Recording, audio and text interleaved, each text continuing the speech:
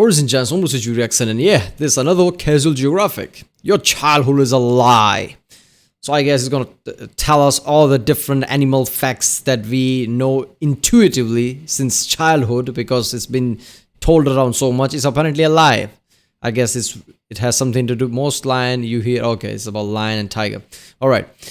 Remember, if you like my reaction, don't forget to like and subscribe so I know which type of videos to react to more, I guess, and you'll be supporting my channel. 75% of you who watches my video regularly are not subscribed, so just hit the subscribe button. You'll know when I upload the next video. I upload more than 3 videos in 24 hours, so just subscribing, you'll know when I upload the next video. Yeah, that's what this one. Yeah, funny thing about that. The sound of the lion in the MGM logo was actually the roar of a tiger. And it's because tigers were seen to have a louder, more intimidating roar, where lions had more of an aggressive, low-frequency cough. I'm not even kidding. YouTube it. YouTube lion versus tiger roar. A lion will make you defecate bricks, but a tiger will make you your soul. You know the majestic... Alright, about that though. First of all, isn't that growl that what we think of roar is not really a roar, it's growl. Roars are different. We're talking about growl here, which is fucking threatening. And yeah, tiger's growl is really like, raw, right? It just basically, if you see a Bengal tiger, that massive thing in front of you with that kind of a fucking face growling like that, first of all, your body would be a cold to touch by then, because you will have a massive, I guess you basically shit your pants by then. You froze in place. So, tiger is basically like that. Tiger is like, you came to the wrong neighborhood, boy. While lion's growl is more like you came to the wrong fucking country. Because it has that, vibrato, low frequency, that type of growl that travels long distances, which basically makes anybody piss their pants, right? It has a longer psychological effect. That's why tigers do not go head to head with lions, just because of that growl.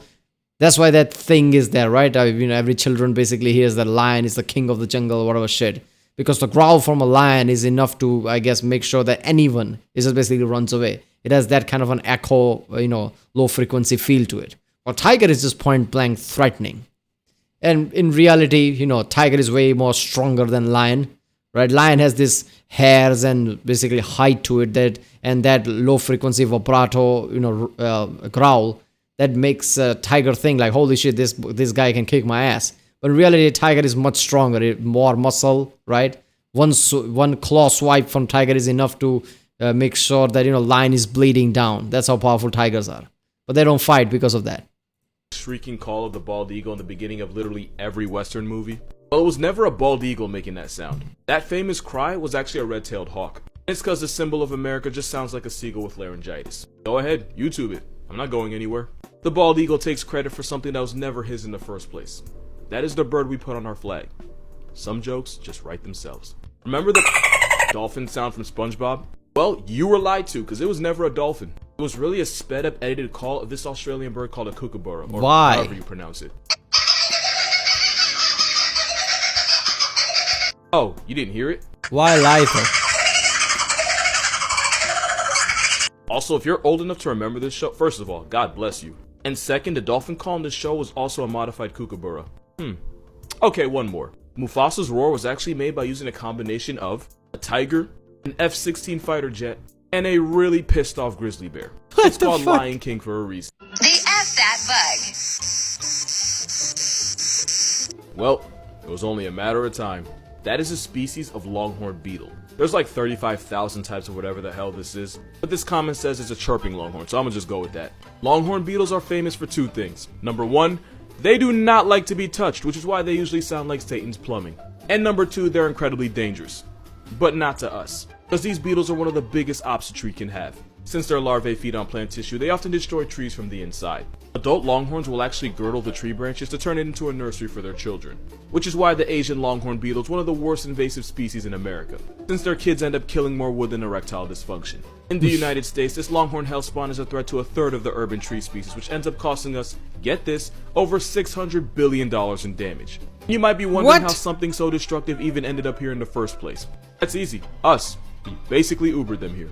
They were accidentally introduced to the US and Canada in 1996 through woodpacking materials shipped from Asia. And the bastards have been wilding out ever since. Oh, and they can fly. Cause why the not? Seagull swallowing rabbit hole. Nah, man, come on. Seagulls are the feathery antichrist, and I'm prepared to make it your problem. First, we gotta acknowledge the fact that a seagull's diet plan is really just anything that fits down their garbage chute of a throat. This includes rabbits, other birds like pigeons, starlings, and baby ducks. Some British seagulls have even started spawn wiping their own chicks by swallowing their children whole. And some have even gone as far as to start attacking and murking sheep. Yes, sheep. There's also the minor— Man, fuck seagull, man, seriously. Those things fucking are, when you look at them, it looks like, what the fuck? There's nothing about them that catches the eye and that kind of shit. Man, fuck seagulls. Eating their own babies, what the fuck? Fact that seagulls have started seeking out baby fur seals just so they could rip their eyeballs out and eat them. And after effectively blinding the newborn seal, the seagull will proceed to eat it alive, often starting with the most sensitive spots. These air bunnies will even rip the blubber off the backs of baby southern right whales when they surface, and they've even started harassing beach porpoises. Yes, they even with whales. And somehow, that's not the worst part. I'm not kidding when I say this flying hellspawn will legit put— Kill all the seagull, kill them now. anything on the list. Because seagulls in the UK have even started snatching up people's dogs. In 2015, a Yorkie had to be put out of its misery after getting jumped by a gang of gulls, leaving him basically crippled. In 2019, a Chihuahua named Gizmo was kidnapped by a rogue gull and carried off to where his owners couldn't see him. I don't think they ever found him. In 2015, another Chihuahua named Bella made the mistake of sneaking outside through an open door. That movie ended with Bella getting— Chihuahuas are so small, I won't be surprised if the news came that, group of ants basically carried it away. You can see it in the distance, ants are literally carrying Chihuahua away. Because look at that thing, it's way too small. being turned into past tense after a flock of gulls basically pecked her to pieces. Seagulls are just Hannibal Lecters with feathers and frequent flyer miles. Oh, and they've murked people too.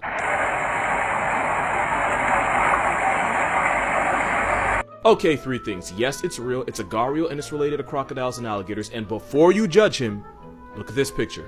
This is a male gharial giving about 100 of his babies a piggyback ride the way only a man truly crippled by child support can. If you've never seen this Jurassic reject before, it's because out of the entire crocodilian family, which also includes alligators and caiman, the gharial is by far the most limited edition. There's only about 600 to 700 of these guys left, and in the wild you can only find them in India and Nepal.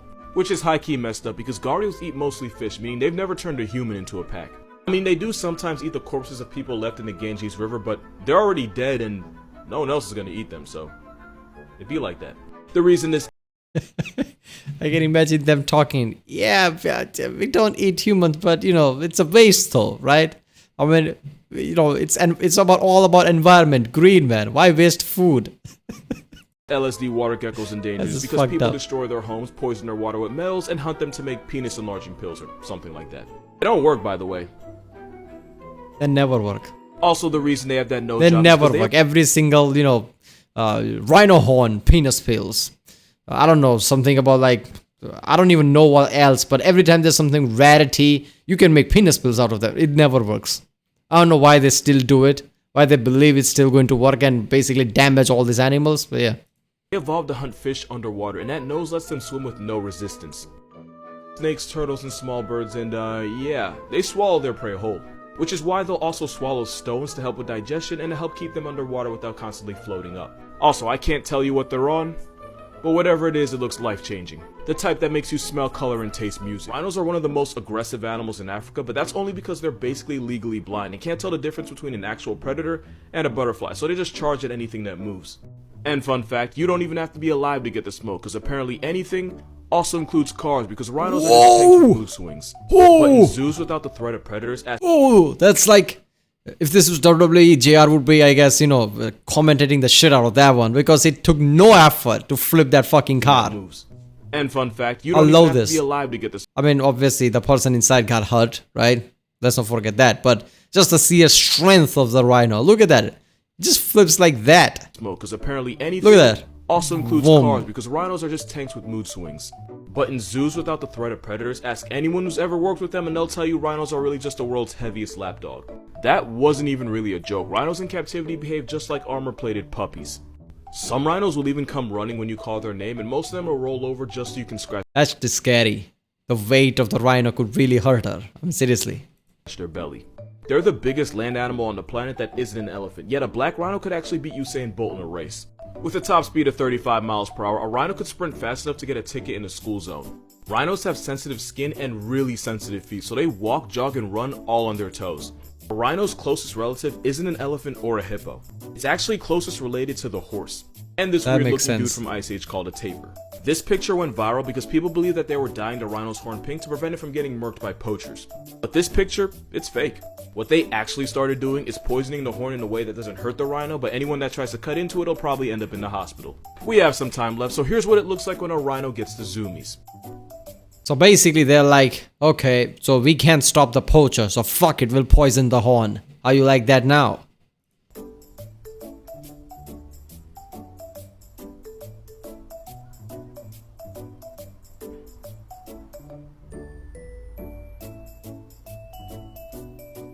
Actually, you might be onto something. Okay, so fun fact, a rhino's closest relative is the horse. We all know that? Okay, good.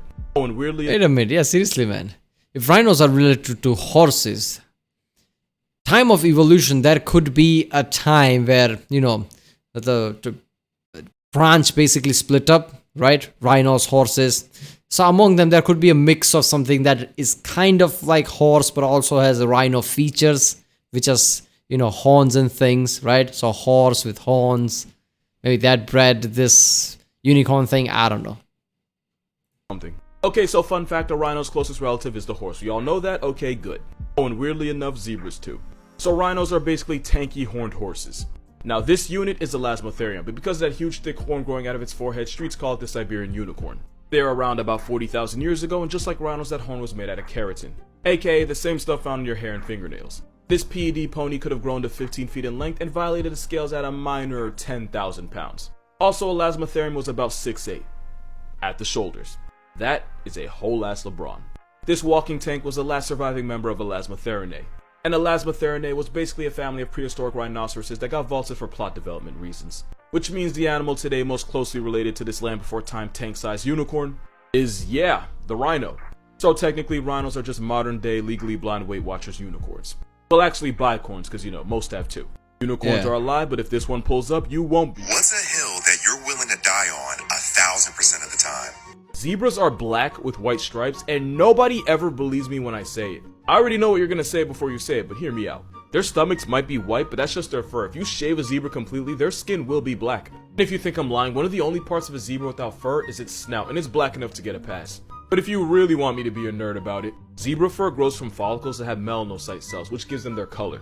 But the white part of a zebra's fur is where the melanocytes are deactivating, meaning it's only white because there aren't any pigments. Which means a zebra's default color is actually black. Which means this biracial donkey, which isn't a joke by the way, zebras are closer to wild donkeys than actual horses, just saying.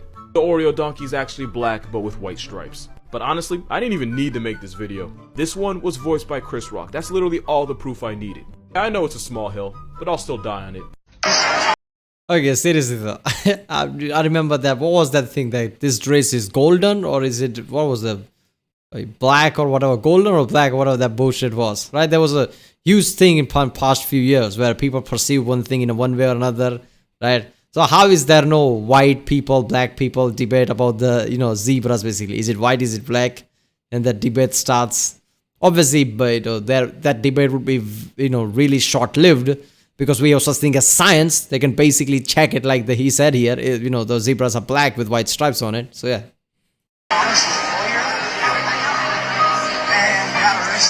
I already made a video about this, but I feel like this is the best way to explain it. So imagine, right, you walk into work and you realize you somehow forgot your phone charger. You wouldn't just turn the phone off, because then you couldn't use it and people wouldn't be able to call you. So instead you go on power save mode to reduce how much battery you use until you can get back to your charger. That is high-key what hibernation is. It's power save mode for animals to get through times where there's less food and therefore less energy around. It's not sleep though, because anything that can sleep for 3 months straight probably isn't waking back up. Yes, and the animal version of power save mode is torpor. To save energy, an animal in torpor will lower their body temperature, heart rate, and metabolism to the bare minimum needed to survive. Speaking of bare minimum, bears don't actually hibernate. Now, like for real, hibernation is basically a long-term, deeper version of torpor. An animal that's a true hibernator, like a chipmunk or something, will stay in power save mode for almost the entire winter. When a bear goes into torpor, it lasts shorter periods of time. Which means bears actually go in and out of torpor, which is why some bears will walk around their den in the middle of the winter when everybody thinks they're hibernating. But the big difference you need to remember is that bears can respond faster to danger than an animal that's full on hibernating. Which means if you mess with a bear thinking it won't wake up, Smokey will have the energy and the motivation to fuck up your way of life. And then you won't be able to wake up. This cuttlefish is I love how somebody could just go in front of a cave in winter like, Oh, bears, they are hibernating. We can do anything and they won't wake up. And then they slowly feel some coldness and, chill feeling from the behind because they think there's something big there and they look behind and there's a massive bear there. Is wearing 3D glasses, but it's for science. Cuttlefish hunt by extending and shooting out their tentacles to grab and trap their prey. So to see how a cuttlefish sees, scientists velcroed a pair of 3D glasses between their eyes. And just for the record, they velcroed them because the cuttlefish kept getting annoyed and snatching them off, and something about that mental image makes me smile on the inside. With glasses taped to them, we found out that cuttlefish actually see the world a lot like we do. When you reach for something like your phone, you use both eyes to figure out exactly how far the object is and how far you have to reach.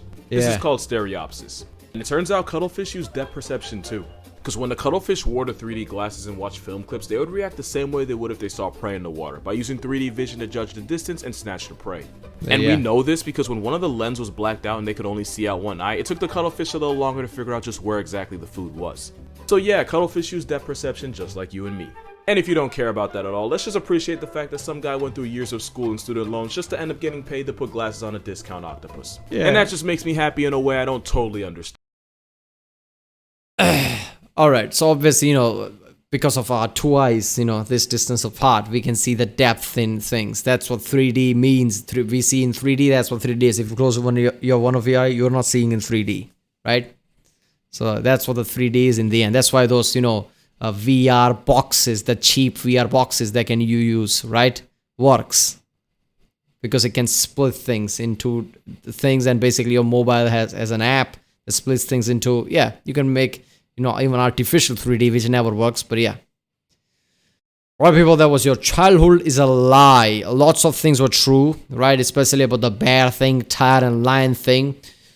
Bald eagle's sound is not from bald eagle. And one thing that is really surprising is that, what was that?